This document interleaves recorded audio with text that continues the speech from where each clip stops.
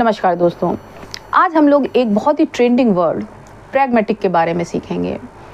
इसका मीनिंग क्या होता है, इसके यूजेस क्या होते हैं और इसको हम किस तरह से किस सेंटेंस में यूज़ कर सकते हैं। एक्चुअली ये प्रैग्मेटिक एक एडजेक्टिव है जो 3 एडजेक्टिव्स को मिला करके बनाया गया, यानी 3 एडजेक्टिव्स की जगह अब हम सिर्फ एक यही शब्द लिख देंगे और उन तीनों का मतलब हो जाएगा। इसका मतलब होता है प्रैक्टिकल, सेंसिबल एंड लॉजिकल।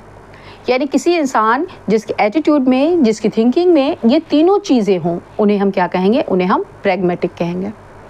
तो प्रैग्मेटिक किसी की सोच हो सकती है, प्रैग्मेटिक किसी का एटीट्यूड हो सकता है। किसी को हम एडवाइस कर सकते हैं कि बी प्रैग्मेटिक या थिंक प्रैग्मेटिकली।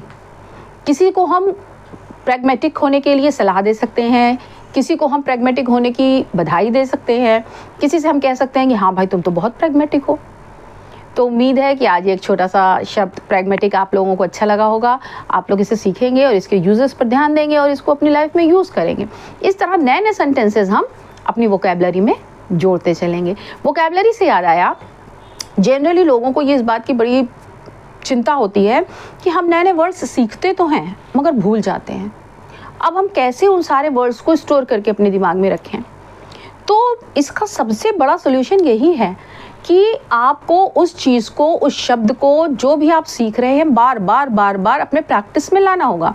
क्योंकि हमारे जो ब्रेन का जो स्ट्रक्चर है वो इस तरह से है कि जो चीज़ इस्तेमाल नहीं होती है, जो चीज़ बार बार प्रयोग में नहीं आती है, ब्रेन उसे डिलीट कर देता है। क्योंकि अननेसेसरी इन्फॉर्मेशन ब्रेन अपने दिमाग में नहीं रखता है।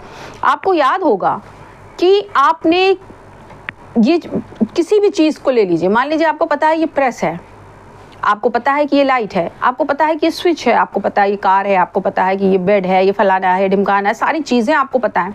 मगर आपको ये नहीं पता है कि ये आपको कब पता चला था कि ये चीज़ ये है, ये आपको किसने बताया था कि ये चीज़ ये है। जबकि कभी ना कभी तो किसी ना किसी ने तो आपको इसके बारे में इंफॉर्मेशन दी होगी ना।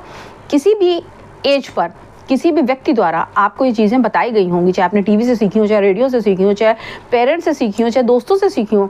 लेकिन आपको आज अगर मैं पूछ लूँ कि आपसे किसने सबसे पहले बताया था कि ये पीने वाली चीज़ चाय है या ये पीने वाली चीज़ दूध है, आपको 100% नहीं याद होगा। क्यों? क्योंकि ब्रेन के लिए वो इन्फॉर्मेशन यूजलेस थी, उसने डिलीट कर दी।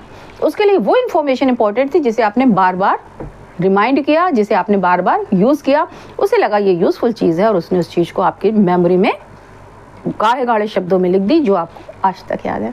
इसलिए अगर आप कोई भी नया शब्द सीखें, अगर आप अपनी वोकैबुलरी को स्ट्रॉन्ग बनाना चाहते हैं, रिच बनाना चाहते हैं, तो बार बार प्रैक्टिस कीजिए। क्योंकि किसी ने खूब कहा है कि प्रैक्टिस मेक्स मैन परफेक्ट।